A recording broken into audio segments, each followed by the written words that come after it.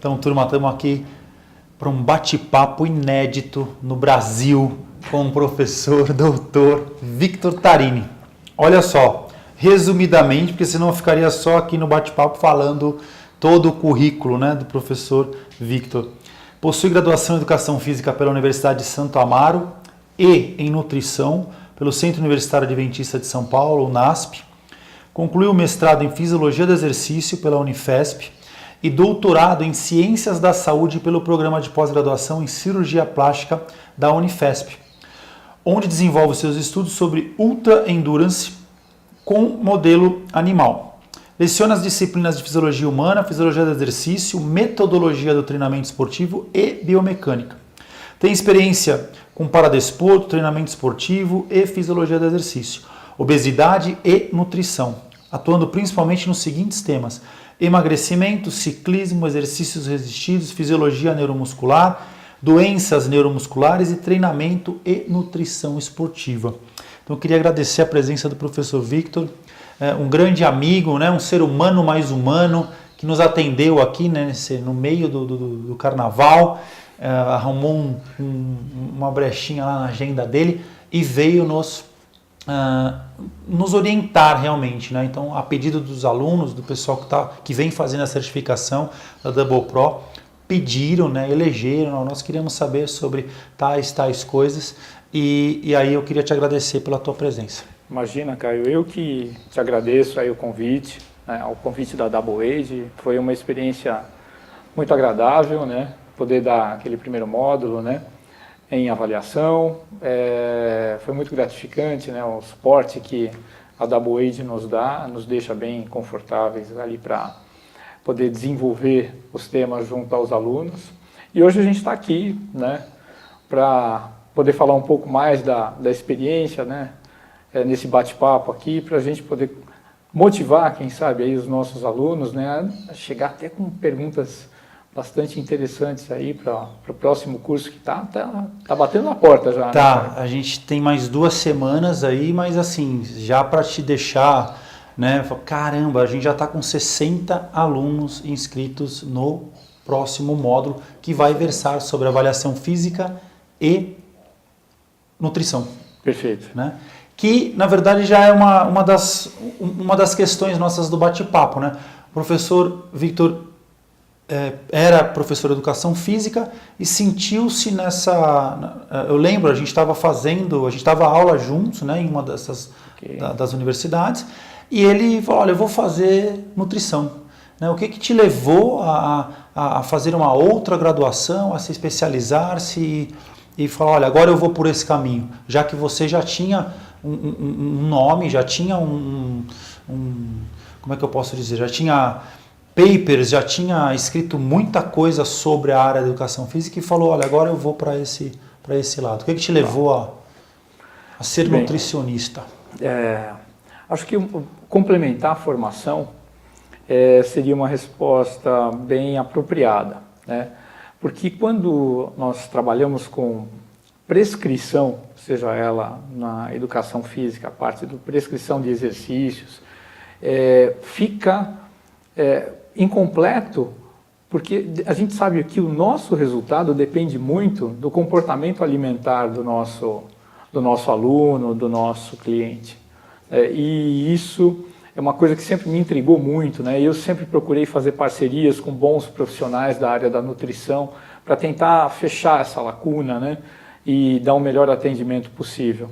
Na época você já pedalava, você sempre fez esporte por tua conta? Por minha conta. Sempre pratiquei alguma atividade física, assim, não de caráter competitivo até o ciclismo, do ciclismo em diante sempre participei de provas. Então, eu precisava sentir na minha carne a dificuldade, o sofrimento de um processo de preparação para uma prova. E isso me trouxe bastante conhecimento, me esclareceu uma porção de questões, né? E me motivou ainda mais a procurar o curso de nutrição. Bacana. Então, eu posso dizer que essa vivência, tanto no esporte, quanto lá na educação física, quanto na nutrição, hoje te gera propriedade e autoridade para quando a pessoa chega lá no teu consultório você vai direto ao ponto. Olha, você vai sentir isso, você precisa daquilo, tanto para prescrever quanto que para o que o cara está sentindo ali no dia a dia dele, ou não? Caio, o conhecimento do ser humano é algo que é essencial para a prática profissional. É importante entender que a individualidade biológica gera sempre um grande desafio na hora de você tentar decifrar as necessidades nutricionais e físicas de uma pessoa, né?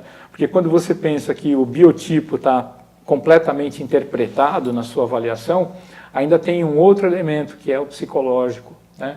Que é o quanto essa pessoa está disposta a se entregar nas tuas mãos para você poder fazer alguma coisa por ela. E aí, além do psicológico, né, às vezes a leitura externa, né, que é aquilo que a minha avaliação e o bate-papo, o inquérito alimentar e o inquérito da vida pessoal me trazem, tem o componente biológico ainda, que é a resposta celular aos estímulos do alimento e do exercício físico, né? Então, é sempre colocado às claras para o meu cliente, para o meu paciente, o seguinte, que ainda que nós cerquemos todas as possibilidades, tem uma que nós não vamos conseguir nunca cercar, que é a individualidade biológica, né? Que cada um responde a uma maneira, a um dado estímulo. Então é individualizado mesmo, não tem aquelas fórmulas mágicas de que você no teu consultório chega lá e fala, não, faça isso, meio que um protocolo geral para todo mundo. Você desmiuça mesmo a vida do camarada, do aluno, do atleta, é geral ou você é um público de esportistas que você atende ou... É fundamental que o que você vai fazer no consultório para aquele indivíduo realmente seja um processo dentro das necessidades, dentro das dificuldades e desafios que aquele indivíduo exibe, né? É como um alfaiate. Você quer um resultado numa roupa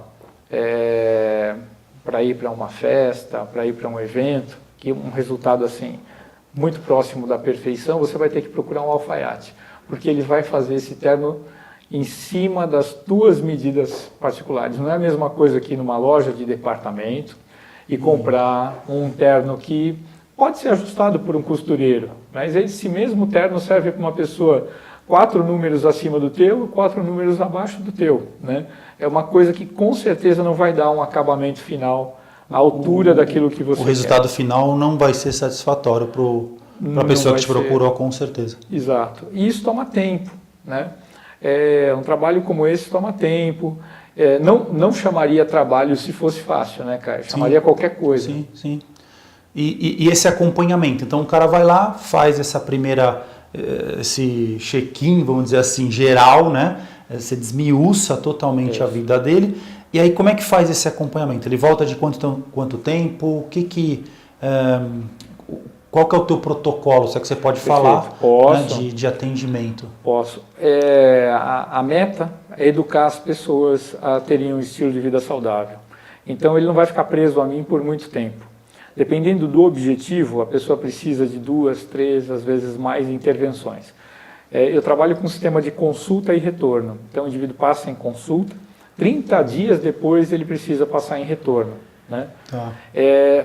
Essa consulta, que é onde eu gasto mais tempo, onde eu tenho um contato mais com a vida pessoal desse cliente, eu crio a estratégia alimentar e a estratégia de prática de atividades físicas. Mesmo ele sendo sedentário ou não? Mesmo ele sendo sedentário. Só para quem já treina? Não. Então o cara não faz nada, eu não faço nada. Não tem como, eu não consigo fazer mágica. O indivíduo que me procura para perder peso só mexendo na alimentação, eu já tiro a ilusão dele ali. É impossível você perder peso com qualidade, né? Que perder peso com qualidade é perder aquilo que te sobra e que não faz falta, que é no caso a gordura corporal, né? Isso é perder peso com qualidade. Agora o indivíduo chega e quer fazer apenas uma restrição alimentar, bom, as revistas de moda trazem um monte de receitas aí, né? O indivíduo perde muito peso, naturalmente isso não é com saúde, né? Tem implicações, né? Implicações motoras, implicações hormonais, implicações psíquicas, né? Que vão realmente repercutir na vida dessa pessoa, né? Então, a ideia é, e no retorno, o que eu faço no retorno? Eu reavalio. E na reavaliação tem um novo bate-papo, onde eu vou saber o que deu certo, o que deu errado, onde eu vou perceber as falhas, onde o indivíduo entrega normalmente, porque não é uma inquisição. Se ele disser para mim, Vitor, eu não consegui colocar nada em prática do que você me passou, não tem bronca. Por quê? Porque na realidade, nós falamos às vezes, né, nas nossas conversas aí no passado sobre as inteligências múltiplas, né? Falamos do Gardner, falamos, né, da inteligência emocional do Daniel Goleman, né, que é um autor fantástico também. E existe maturidade para tudo, inclusive a maturidade alimentar. Você deve conhecer com certeza adultos que comem como crianças, né? Que precisa do doce toda hora, precisa comer uma fritura toda hora, não abre mão de um refrigerante e tal. Essa maturidade alimentar ela não é atingida da noite para o dia. Quando a pessoa entra na realidade de que ela precisa trocar esses alimentos que só fazem mal para a saúde dela por alimentos saudáveis, isso passa pelo mesmo processo de aprendizagem que qualquer outra coisa na nossa vida. Primeiro tem uma realização cognitiva. Adaptação, né? Exato. Eu sei o que é necessário, mas ainda não sei fazer. Meu corpo não me obedece, né? E às vezes é comum um paciente chegar no consultório nesse estágio aí. Chega para mim, Vitor, olha, eu sei que você vai brigar comigo, esse é o primeiro equívoco dele. Eu sei que você vai brigar comigo. Já chega consciente. Eu não vou brigar está fazendo você. Coisa eu errada. Converso com ele, eu explico para ele, eu falo, nós estamos juntos nessa. Você é o meu objetivo, quero que você consiga e eu vou te ajudar e vamos para o próximo passo e dá certo. E continua a periodização, vamos dizer assim, você faz uma periodização. Faça um plano, exatamente. E aí ele vai me mostrar dentro do calendário quantos dias ele conseguiu cumprir a proposta alimentar e de prática de atividade física e quantos não aconteceram. Olha só que bacana, turma. Não somente a parte pela forma, né? Ou seja, vai lá, atendeu, volta daqui 30 dias e volta, que é o normal de, não vou dizer qualquer um, nutricionista ou professor de educação física, mas olha o acolhimento que o professor Vitor dá e tem tudo a ver com a questão da Double Age do ser humano mais humano. Ou seja, ele atende baseado nas múltiplas inteligências e tem uma questão emocional aí de novo, né? Acho que eu falo nos meus discursos na faculdade, era uma tríade, né? Fisiologia, anatomia e a cinesiologia. Né? Fisiologia, anatomia e a cinésio, né? A biomecânica. E no meio disso tudo uma questão emocional, que é o coeficiente emocional. Se a gente não souber atender, se a gente não souber o perfil comportamental do meu aluno, ou no caso do professor Victor, o cliente, né? A gente pode chamar assim, né? Que hoje o que tem de personal trainer, então, eu não consigo manter o meu aluno nas aulas. As próprias faculdades, né? Como é que eu controlo essa evasão? Eu acredito muito nesse componente emocional que o professor Victor veio comentando com a gente. Complementando ainda esse tópico, o Caio, é muito comum que as pessoas usem como válvula de escape a alimentação para os problemas no cotidiano.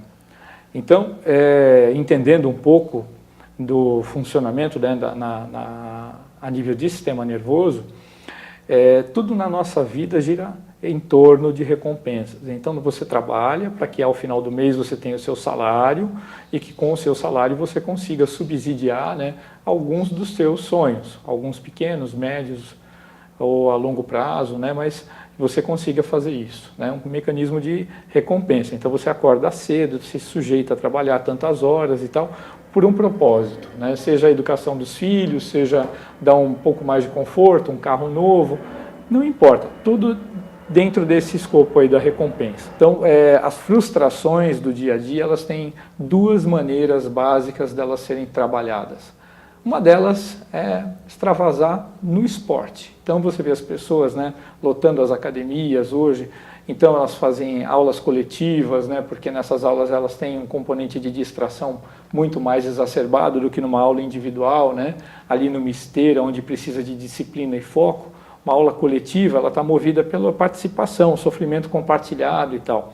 E ao final dessa aula, ela descarregou um pouco daquelas energias, ela passou por um instante onde a energia dela estava canalizada para os músculos e não para o cérebro. Perfeito. E ela saiu do cenário do problema, né?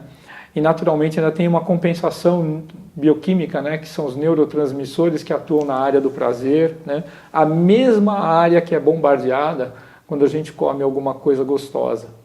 Então, às vezes a pessoa está passando por um momento de dificuldade e ela não tem essa válvula de escape que é a atividade física, adivinha onde ela vai? E não tem esse nível de instrução também, Não né, que tem você está também. dizendo. Ou seja, ela vai na comida, ela vai no doce. Ela que vai... é por isso, mas o corpo dela pede alguma coisa um alento. E qual é o alento? É o doce, é o chocolate. Tudo que não pode. É o fast food. Eu conheço umas pessoas dentro da nossa empresa, Mas não vou citar nomes, que adoram essas válvulas de escape. E veja, essas pessoas elas não estão condenadas, elas não estão erradas, elas estão seguindo a natureza, a biologia delas. O que precisa, às vezes, é mostrar que há uma segunda possibilidade que é tão poderosa quanto.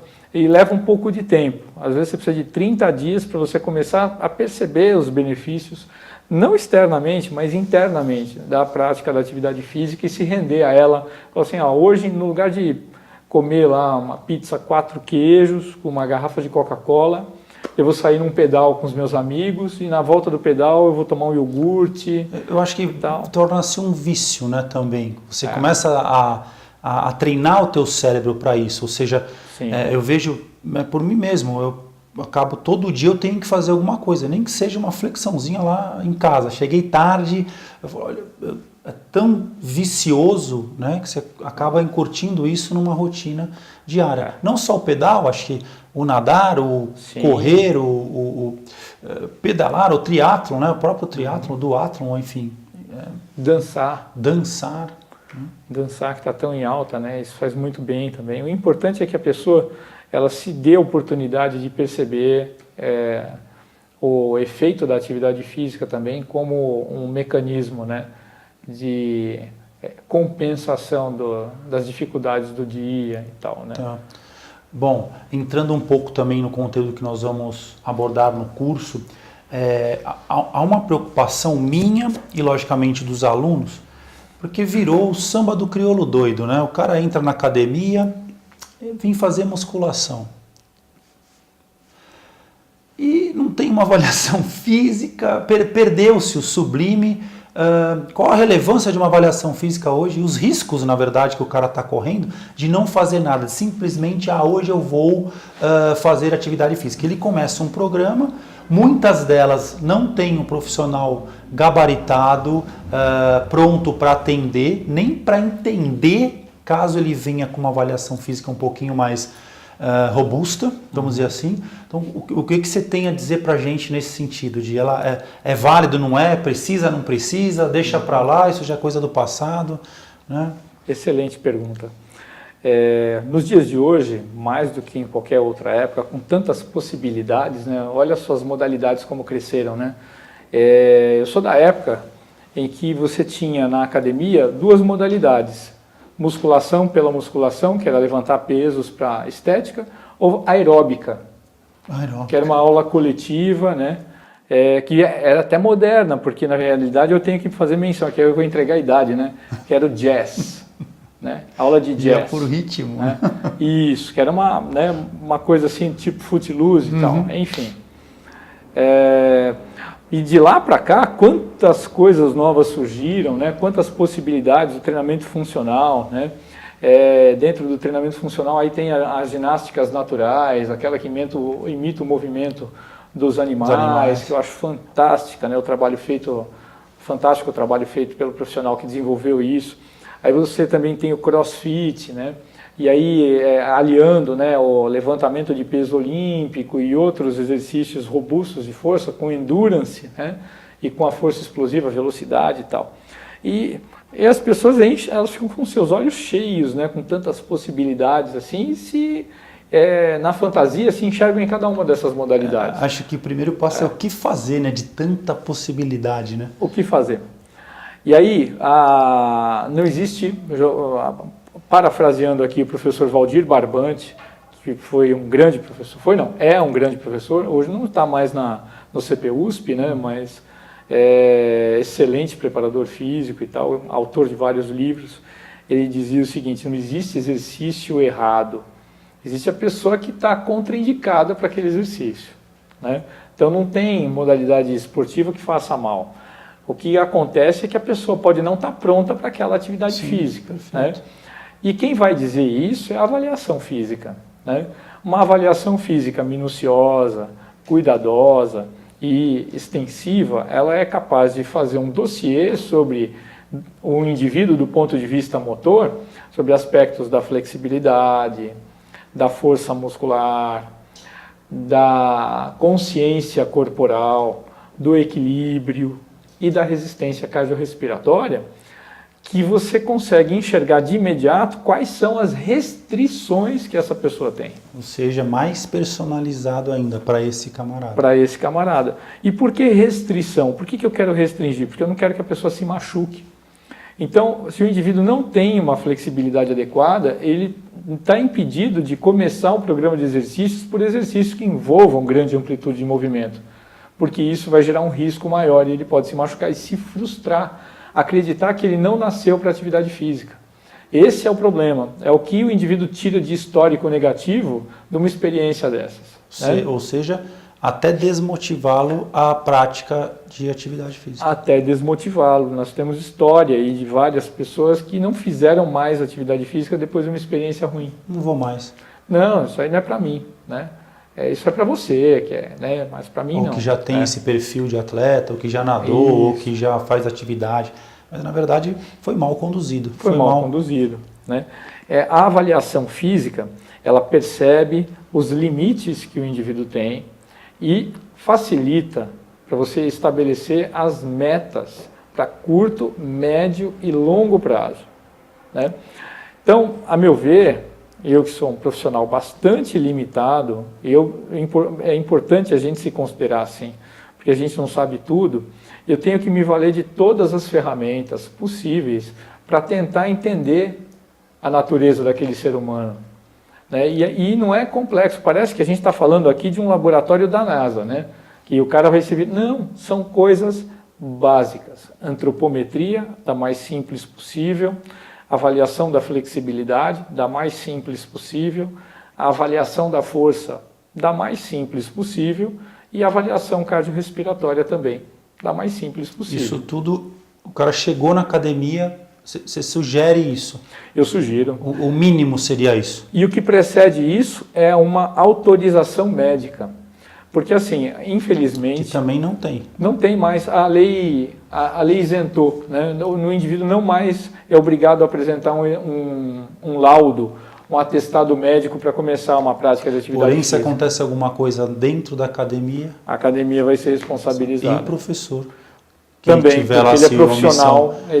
Omissão de socorro também, ele entra no Código Penal e vai pagar a indenização, vai ser preso do mesmo jeito. Vai. Ou seja, por não prevenirmos, ainda acontecem algumas atrocidades na nossa área. Isso. Então, quando você pede para o indivíduo, olha, dá uma passada no médico, fala que você quer começar um programa de atividade física e pede para ele exames detalhados do estado de saúde, o estado geral de saúde. Ele deve pedir, no mínimo, um eletrocardiograma, né, para ver se a atividade elétrica, a eletrofisiologia do coração está em ordem. Está em ordem, ok. Então, vamos passar para um eletrocardiograma de esforço. Faz um eletrocardiograma de esforço, que é o teste ergométrico. Não teve nenhuma alteração no teste ergométrico, significa que, olha, dessa vez, né, aqui, nesse momento, importante isso também. O corpo dele parece que respondeu positivamente. Para completar, o médico pede uma bateria de exames bioquímicos, onde ele vai ver se o indivíduo não tem diabetes, se o indivíduo não tem colesterol elevado, se o indivíduo não tem triglicérides elevado, vai avaliar a função hepática, vai avaliar a função renal, vai avaliar alguns hormônios de base, por exemplo, tireoide, muito importante, que pode atrapalhar bastante o desempenho, né? E tá ótimo. Na pior das hipóteses ainda, para gastar um pouquinho mais de tempo, pede também exame da vitamina D, para ver como é que está a densidade mineral, né? Como é que está o cálcio, se tem bastante cálcio no sangue, para permitir um metabolismo ósseo adequado e tal, né? Às vezes as pessoas não ficam mais no sol. Então isso é importante. Quer dizer, com essa avaliação bioquímica, eu complemento a minha avaliação. Por quê? Porque a avaliação bioquímica, de repente, me traz um problema que estava escondido no sangue, que eu não sabia. Olha, você tem um pré-diabetes. te dá informações para você prevenir sobre Isso. ou direcionar uma certa atividade. Ou Isso. aeróbio, ou anaeróbio, Claro. ou os dois. Ou os dois. O médico já fala para ele, olha, é importantíssimo começar a atividade física porque você está com pré-diabetes. Ok. Ou você está com um colesterol elevado. Se nos próximos 3 meses o seu colesterol persistir elevado, eu vou adicionar um remédio para baixar esse colesterol, porque o risco cardiovascular aumenta e tal. Então, você tem não só uma informação do teu estado de saúde, como uma orientação médica agora para a prática da atividade física, que somada à avaliação física, eu já tenho 2 objetivos já pregressos, anteriores à minha avaliação, que é, eu estou com pré-diabetes, que eu preciso resolver, eu estou com colesterol alto, que eu preciso resolver.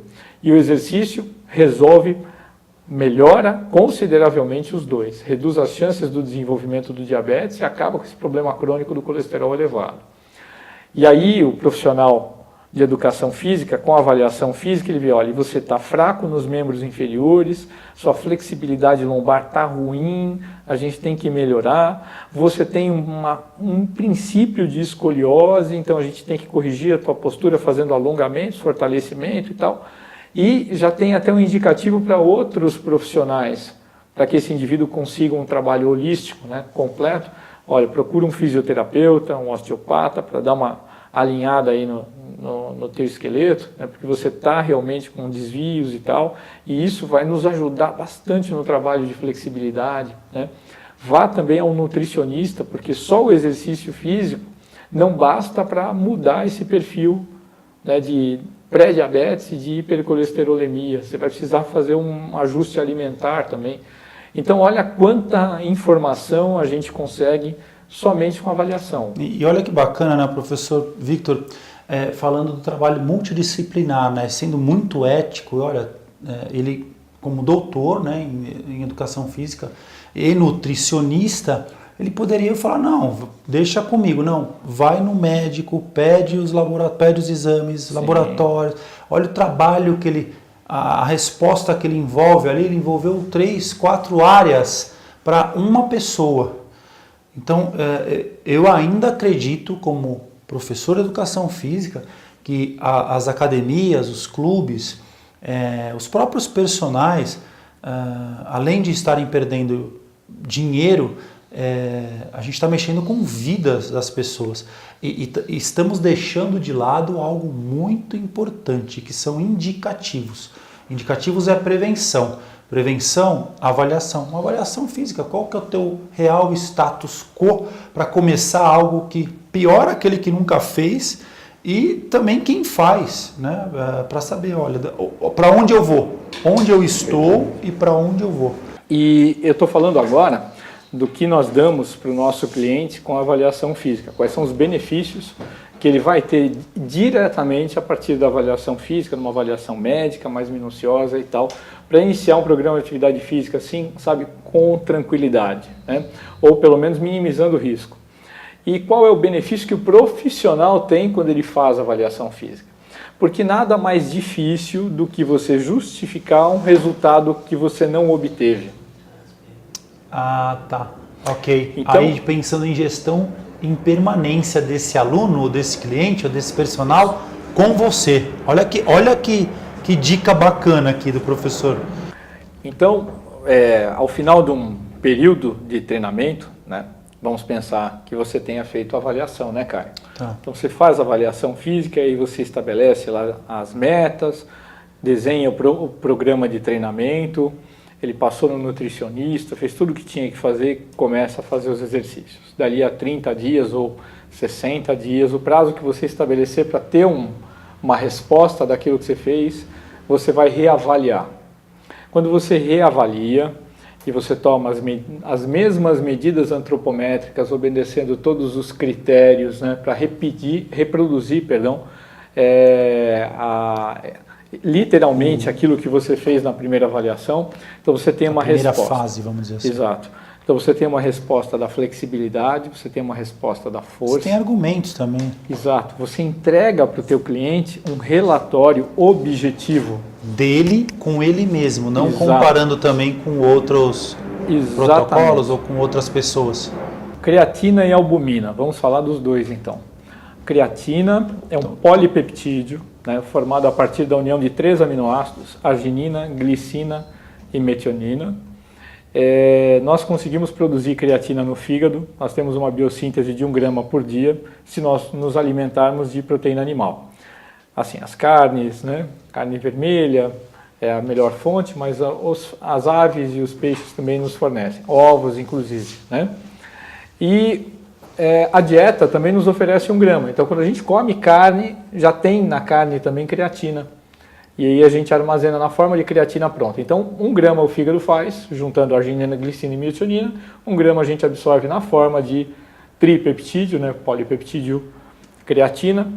E a gente excreta diariamente um metabólito, que é um resíduo do metabolismo da creatina, chamado creatinina. Por isso a gente tem que ter uma ingestão desses alimentos que nos dão creatina. Suplementar a creatina melhora em alguma coisa? Melhora. Se você consumir entre 3 e 5 gramas de creatina diariamente, assim, por um período de 2 meses, não mais do que isso, né, o que vai acontecer é que você vai aumentar em até 30% os estoques de creatina dentro das fibras musculares, que na avaliação por estudos aí, né, nós temos em média 120, 125 miligramas de creatina por quilo de músculo seco desidratado, e isso sobe em 30%, né? Vai lá por volta de 155, 160 miligramas de creatina por quilo de músculo seco quando você está sob efeitos dela, da suplementação. Acontece que a creatina ela gera uma pseudo-hipertrofia, que é uma retenção de líquido que aumenta o peso corporal em até 2,5 kg. Então, cuidado. Então, para quem faz esportes que precisam de pesagem ali, né? Muito bem colocado. Então, esportes ranqueados por peso não devem consumir creatina. Por quê? Porque vai aumentar o peso corporal com água, né? Você vai reter água. Então, esportes que envolvem a relação peso-potência. O cara pensa que é músculo, mas na verdade é água. É água. 70% do volume muscular é água, né? O músculo ele usa muita água, né? E aí, então, quando o indivíduo para com a creatina, ele tem o washout, né? Ele lava o seu organismo dos metabólitos e junto vai muita água também. Então, o volume muscular perde proporcionalmente. Estou falando de suplementação para atletas ou porque tem uma galera desavisada que, não, agora eu vou tomar creatina. Eu vi aqui na reportagem da revista XPTO, é para usar creatina. O musculador usa creatina quando ele está fazendo um momento de treinamento, está vivendo um momento no treinamento dele onde ele está crescendo do ponto de vista muscular. Ele está fazendo um tratamento para a produção da hipertrofia. Então ele precisa de muita força e ele precisa recuperar rápido entre as sessões, entre as séries de exercícios, para ele ter um melhor aproveitamento do treinamento. Então isso justifica. Anabolismo, o cara está ganhando. Isso todo o processo de treinamento visa um componente anabólico natural, né? Que a propósito, vamos deixar bem claro aqui para a turma, o termo anabólico não está vinculado a esteroides, é um termo muito utilizado na biologia. É um dos processos do metabolismo, é o anabolismo, e o outro é o catabolismo. Né? Que é o inverso, que é quando você degrada. Muito bem. Então, usar a creatina estrategicamente para você ter uma melhor pegada no treino, funciona bem. Tá? Porque você realmente dura um pouco mais em cada série, isso pode ser determinante para fazer uma repetição ou 2 a mais, e você recupera num intervalo mais curto, porque a creatina ela cumpre um papel no funcionamento da contração muscular muito importante, que ela repõe rapidamente os estoques de ATP, porque ela tem um reservatório de fosfatos inorgânicos ligados a ela. Mais energia. Exato. Então esse mecanismo ATP-CP ele fica aprimorado durante o período que eu estou usando creatina. Perfeito. Aí vale a pena você refletir sobre os benefícios. Será que vai valer a pena eu ficar que nem uma mortadela, retendo muito líquido, tomando creatina, quando na verdade isso está sendo irrelevante no meu treinamento? Né? Então, para aquele que é entusiasta e tal, está querendo ganhar massa muscular, você precisa avaliar a sua situação se realmente vai valer a pena. Passa no nutricionista, né? Né? Isso. Não estou querendo ser evasivo e nem reservar mercado, né? Por quê? Porque de repente você vai perceber que você reteve líquido, o teu músculo, o teu desempenho não melhorou tanto assim, e quando você para de tomar a creatina, que tem que parar, né? Aí o que acontece é que você elimina esse líquido e o resultado não foi tão satisfatório. Esse ciclo é o quê? Um mês, 2 meses? 2 meses. 2 meses, 2 aí meses para. é conveniente parar para dar uma eliminada aí, diminuir, voltar aos estoques normais para você perceber, porque daqui a pouco você não percebe mais o efeito da creatina. Perfeito. Entendeu? Sim, sim. É muito importante você estar ciente que você está sob efeito de alguma coisa ergogênica, que está melhorando a tua capacidade de fazer esforço. Já a albumina não. A albumina, uma das proteínas do ovo, né? Muito importante para o crescimento muscular, eu acho interessante. Eu não compraria albumina, eu prefiro comer ovo. Eu gosto muito de ovo, né? Mas a albumina sim, a albumina é muito interessante para o crescimento muscular. Tudo guardadas as devidas proporções.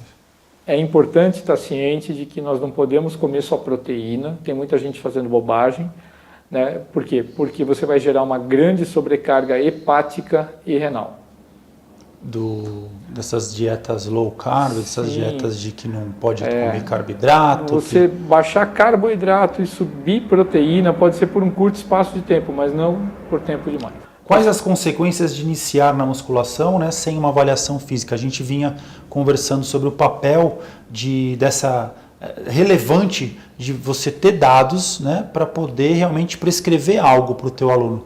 Ao meu ver, eu venho acompanhando, a gente vem tratando isso com consultorias dentro de academias, a Double Age faz esse papel hoje durante esses 3 anos, e eu vejo que poucos utilizam, ou se utilizam de uma avaliação bem simples mesmo, para dizer que, fez a avaliação. Mas, ao meu ver, correm um risco tremendo, né, ao se tratar do ser humano que está ali, que chega sem nenhum dado para você poder prescrever treino para eles. Há uma cultura de que a avaliação é perfumaria nas academias. A culpa disso, não posso negar, que realmente foi do próprio usuário do instrumento da avaliação, né? O professor ele não fez com seriedade no momento que isso deveria ter sido feito a ponto dessa cultura ser desenvolvida, né? Então é muito importante o seguinte: usar dos instrumentos que de fato vão te trazer informação. Fazer o indivíduo fazer algo que não vai significar absolutamente nada a nível de informação faz ele achar que aquilo é desnecessário, né? Então é muito importante utilizar as ferramentas certas, né? Vai avaliar a flexibilidade, utiliza um protocolo para avaliação da flexibilidade, vai avaliar a composição corporal, tenha ferramentas adequadas para fazer a avaliação da composição corporal e adote os critérios, né? Não faça uma avaliação, não seja leviano em fazer algo que você não está treinado, que você não está aparelhado, porque isso só vai denegrir você, só vai atrapalhar a sua vida, porque vai fazer com que a pessoa não confie em você. Perdeu confiança, perdeu o aluno, perdeu Acabou. O cliente, acabou a relação, Verdade. na verdade. Vitor, na tua concepção, quais os procedimentos de uma avaliação física completa? O que seria uma avaliação física completa hoje, pensando numa academia? Vamos dizer que pensando num excelente, né? Top. A nível de excelência, não abriria a mão de receber esse indivíduo já com exames médicos, né? Concluídos, um exame bioquímico, parecer do médico, né? Que é o atestado que diz que ele está apto e quais as observações do médico diante, né? Olha, esse indivíduo ele tem um histórico de coluna, ele tem um histórico de joelho, tal, né? Já nos chamando a atenção para aquilo que nós devamos tomar cuidado. Isso é o primeiro ponto.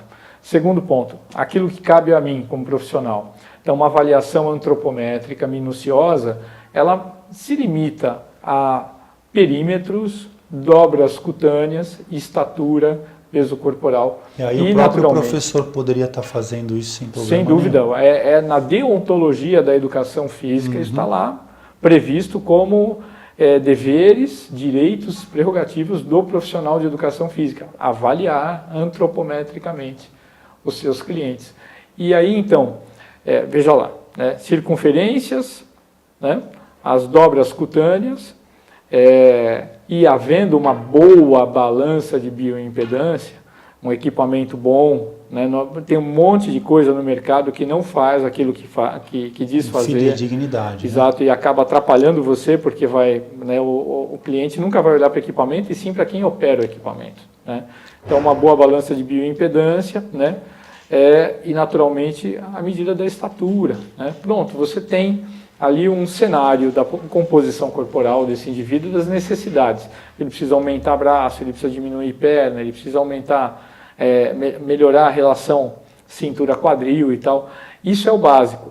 Mas, assim, é um básico que eu poderia dizer com nível de excelência, porque você cercou aspectos clínicos e cercou aspectos da individualidade biológica. É claro, né, uma boa avaliação da flexibilidade, da força e da resistência cardiorrespiratória complementam, né? Por quê? Porque é importante mostrar para o aluno o resultado do trabalho que eu venho fazendo com ele, né? Então, olha a sua flexibilidade de membros inferiores, sua flexibilidade de membros superiores e de tronco, como evoluiu nesse intervalo de tempo. Você não conseguia fazer esses exercícios e agora você faz. Olha a sua força muscular, você lembra que você tinha dificuldade e tal, às vezes até falseava ao descer escadas, né, o risco de queda e tal, principalmente quando a população idosa, né? É muito importante isso. Existe um autor chamado Okuma que publicou alguns artigos sobre medida e avaliação no idoso. Então, aquelas habilidades que estão relacionadas à resposta neuromuscular, né? Então, tarefas simples de sentar e levantar, amarrar e desamarrar os cadarços, abrir um cadeado. Outra especificidade, né? Para idosos, né? Então já está outro nicho de atendimento, de repente, né? A preocupação. Porque a gente não pode esquecer que o mais importante é que o nosso trabalho vai só estruturar as habilidades motoras que o indivíduo precisa preservar ao longo da vida dele, né? Eu não posso achar que tudo gira ao redor do meu trabalho. Muito pelo contrário, eu sou apenas uma peça num quebra-cabeças, né? Mas que os contornos dessa peça têm que estar perfeitos para encaixar com o restante. Então eu tenho que entregar esse indivíduo para a sociedade, para a vida dele, com condição dele conviver com segurança nos afazeres da sua vida diária. Show, de novo, né? Ó, ser humano mais humano. E o ano passado eu achei interessante, os cursos da Double Age, eles vêm numa pegada, vou dizer assim, de pedagogia ativa, que a gente já conversava isso nas universidades quando a gente dava aula junto. E a gente já fazia isso em sala de aula, e eu chamei o Victor e ele... Caio, eu não sei fazer avaliação física, ou seja, além de você ver, você vai fazer. Tem algumas imagens aí dos últimos cursos que a gente chamou o professor Victor Tarini com a gente, e ele fez análises, eu não lembro, acho que foi bioimpedância que você fez com a molecada toda, entregou ainda análise para os alunos que tiveram no curso. Mandei. Esse ano, se for fazer, você está com um problemão na mão, porque são 60, não sei como é que você vai conseguir fazer isso durante o final de semana, mas eu achei interessante assim, vocês fazem no meio do curso, né, tanto as dobras cutâneas quanto essa análise de bioimpedância. Eu fiquei bem contente com isso, quando os alunos recebendo lá, olha, Caio, vou mandar aqui as análises dos alunos do curso, quem estava lá fazendo o curso, eu achei fantástico. O número era menor, isso possibilitou. Foi. Dessa vez, para a gente conseguir dar conta do tempo também, Caio, nós vamos sortear algumas. Tá. Ou pensei a gente fazer alguma coisa no sábado e depois um pouco no domingo, não sei. Sim, a ideia é levar o equipamento nos 2 dias, né? Nós vamos conversar sobre isso, inclusive. Mas você vai fazer de novo, você vai botar a galera... É prática, é aula prática, tem que ter prática. A avaliação é prática, né? E o avaliador, ele tem que ser sinestésico, ele precisa tocar no avaliado, ele precisa entender da estrutura, né, da anatomia humana, né? E muitas das respostas são obtidas a partir desse contato, né? É muito interessante, como às vezes um bate-papo de 1h30, 2 horas não revela o toque ali, naquele momento ali, fazendo uma dobra cutânea, passando a fita ao redor do braço, te traz Sim, ou o que muitos fazem de mostrar num slide, numa foto, olha, é assim. Mas peraí, é assim como? E no dia a dia? Estou pegando certo? Estou pegando errado? Exato. Eu vi lá você corrigindo a todos. Bacana. Então, é muito relevante essa questão da avaliação física e nutrição para o profissional de educação física. A grande maioria, lógico, está procurando porque é personal, mas o personal ele pode fazer também tudo isso que você está. Eu não preciso estar agregado a uma academia. E você tocou num ponto que nós já estávamos nos esquecendo, que é muito importante, porque o curso não vai ser só de avaliação física, mas ele vai ser também de aspectos nutricionais. É óbvio, né, que como nutricionista eu tenho que estar eticamente posicionado junto à minha categoria, nós não vamos ensinar ninguém a prescrever dieta. Perfeito. Não é essa a ideia. Mas ainda dentro da área da educação física, há muito que escapa numa avaliação física do avaliador, que é a parte investigativa da avaliação, né? E no curso, provavelmente os alunos eles puderam falar sobre isso com você a posteriori, mas assim, a avaliação física, ela coloca o indivíduo dentro de 3 cenários distintos, muito fáceis de serem interpretados, né? E é muito gostoso ver os olhos das pessoas quando elas começam a perceber, cara, isso é fantástico, porque isso vai me trazer uma possibilidade de criar exatamente aquilo que o indivíduo precisa, né? Porque você olha uma avaliação física, aquele monte de números, né, aquela sopa de letrinhas, aquele monte de siglas, o cara não consegue realizar aquilo como um serviço na cabeça dele. Transpor para o dia a dia. Exatamente. Então, quando você junta, olha, porcentagem de gordura não é tudo para você determinar o que você vai fazer com esse indivíduo. Assim como o índice de massa corporal, né, que é aquele resultado que você obtém a partir da divisão do peso do indivíduo pelo quadrado da estatura, né? Então, você coloca para o indivíduo essas 3 condições básicas. Quando o indivíduo tem percentual de gordura elevado, ele é obeso pelo percentual de gordura, mas o peso dele está bom para a estatura. Isso é incrível, né? Como é que o indivíduo pode ser obeso e o peso dele está de acordo com a estatura? É possível? É possível, nós vamos falar sobre isso. Quando o indivíduo tem muita gordura e o peso corporal dele também está muito além daquilo que seria ideal para ele ter, para a estatura que ele tem, né? É outro approach metodológico que eu vou ter que utilizar, não pode ser a mesma coisa, né? Perfeito. E por fim, naturalmente, aquele indivíduo que deve peso para a estatura, né? Um cara magro demais, né? Aquele cara que te procura com uma revista da Muscle e Fitness, né? Embaixo do braço com um fisiculturista grande, eu quero ficar igual a esse cara aqui, né? Então, quer dizer, nós temos 3 objetivos distintos ali que basicamente a gente consegue identificar a partir da avaliação física. Bacana. E aí os aspectos nutricionais que estão dentro do domínio público, que é possível estabelecer raciocínios, não é prescrição, veja, de maneira alguma, mas é importante saber, né, que do ponto de vista nutricional, né, eu como profissional de educação física, eu consigo fazer algumas inferências, né, e isso pode até fazer você projetar resultado, né, a partir da avaliação física, da sua conduta, né, e naturalmente trocar algumas ideias com o profissional da área da nutrição para alinhar, né, as 2 metodologias e fazer o resultado crescer ali a olhos vistos. Legal. 2 últimas perguntas, a gente está ficando sem tempo, mais pontual possível. Tá. Victor, qual a opinião do professor sobre dieta flexível, né, o jejum intermitente? Você conseguiria... Tá. Dieta flexível eu não faço nem ideia do que seja, porque toda dieta, quando você fala de dieta flexível, o pressuposto é que tenha um dia do lixo, eu imagino, né? É aquele, vou fazer 4 dias na semana de controle alimentar e vou ficar 3 dias meio que à vontade e tal. Eu suponho que seja isso, tá?